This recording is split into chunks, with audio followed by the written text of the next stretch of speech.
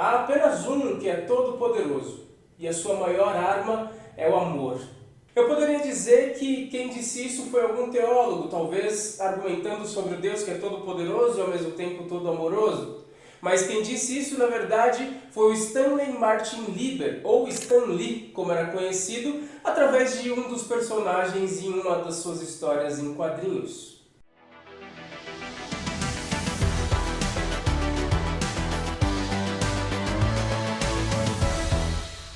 É possível que a maioria das pessoas já tenham se deparado com o nome Stan Lee, seja no rodapé de um gibi ou durante os créditos de um filme ou de uma série de super-herói. Mas mesmo para quem não faz ideia de quem seja Stan Lee, você provavelmente já reparou um velhinho que sempre aparece nos filmes da Marvel, geralmente sem papéis de muita importância. Essa figura simpática já apareceu como um carteiro no filme do Capitão América. É o Tony Sterco. Ou como um magnata no filme do Homem de Ferro. Olha o coração, você não é de ferro, hein? Já no filme do Thor, ele era um tipo de barbeiro, cabeleireiro meio excêntrico. E o que dizer também da icônica cena do bibliotecário do espetacular Homem-Aranha.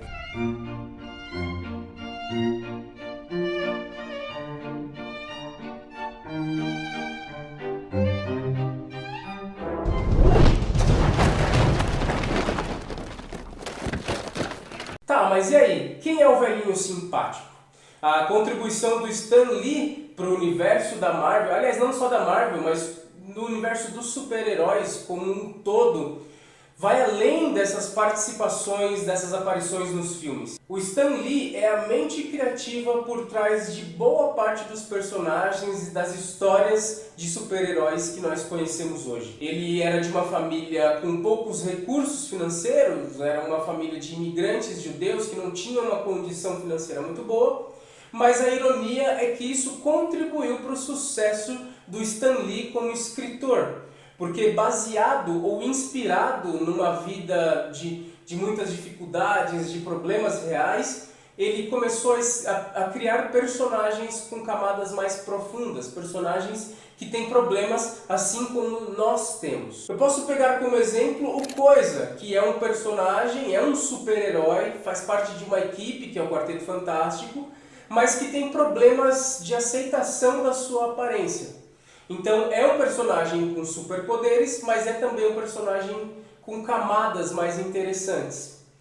O que dizer também dos X-Men, que são na verdade uma retratação, um tipo de metáfora da discussão sobre a diversidade ou da aceitação dos diferentes.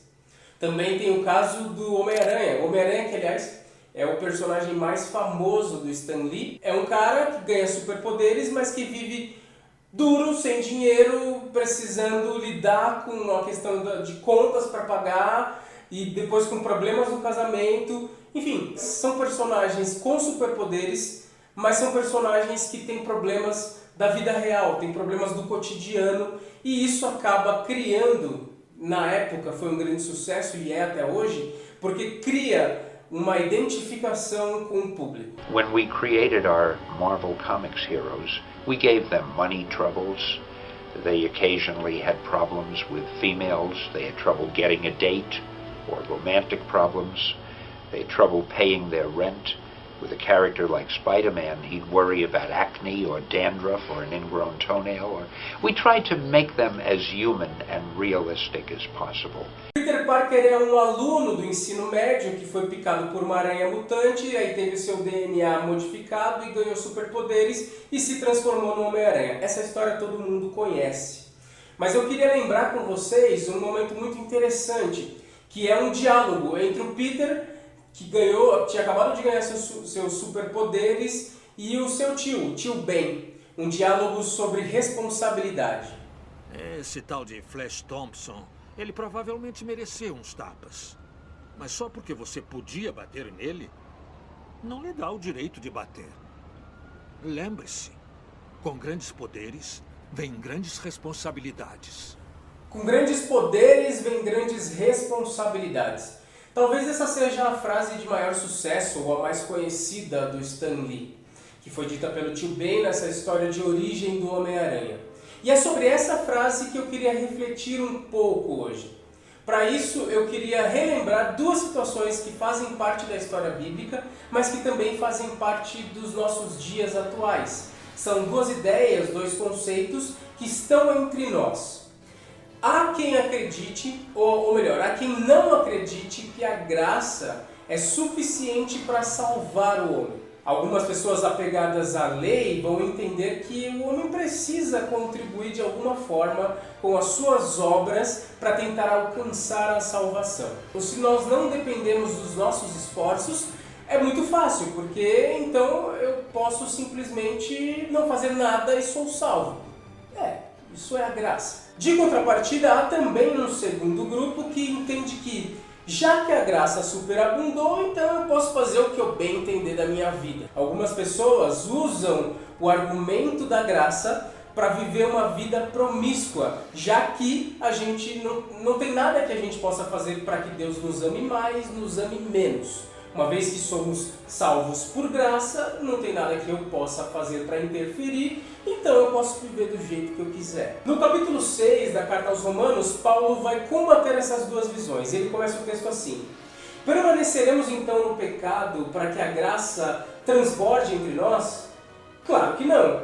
Nós que estamos mortos para o pecado, como viveremos ainda nele? A graça que nos alcançou, que nos salvou, tirou de nós a condição de escravos do pecado. Paulo ainda vai dizer que enquanto nós éramos escravos do pecado, nós estávamos livres da obrigação de decidirmos fazer a coisa certa. Agora, porém, que somos livres, agora que temos o poder de lutar contra o pecado, nós precisamos escolher o caminho da santidade. Com grandes poderes vem grandes responsabilidades. Nós hoje somos livres, nós podemos todas as coisas. Mas essa liberdade, ela nos chama para viver de maneira diferente. É claro que o pecado, ele faz parte e vai continuar fazendo parte da minha vida, da sua vida, até que Jesus venha e restaure todas as coisas. Mas agora, nós não somos mais escravos do pecado.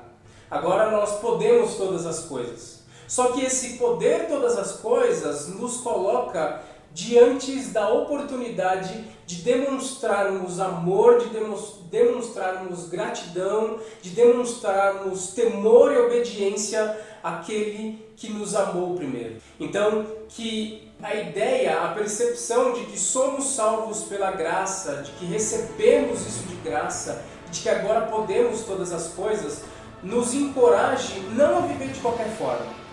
Nos encoraje a vivermos como pessoas transformadas, mas também não para cumprir uma cartilha para tentar alcançar a salvação, porque isso já nos foi dado de graça, mas que sejamos pessoas que vivem de acordo com aquilo que Deus espera de nós. Que essa graça que nos alcançou nos constranja a entender que nós devemos ter uma vida com responsabilidade, com temor e obediência a Deus. Eu não sei ao certo o que o Stan Lee pensava sobre Deus, mas eu sei que uma verdade, ela é verdade independente de quem está falando ou independente do personagem que está falando. Então sim, com grandes poderes vem grandes responsabilidades. A mensagem do óculos dessa semana é essa. A gente vai ficando por aqui e qualquer hora a gente aparece de novo. Valeu!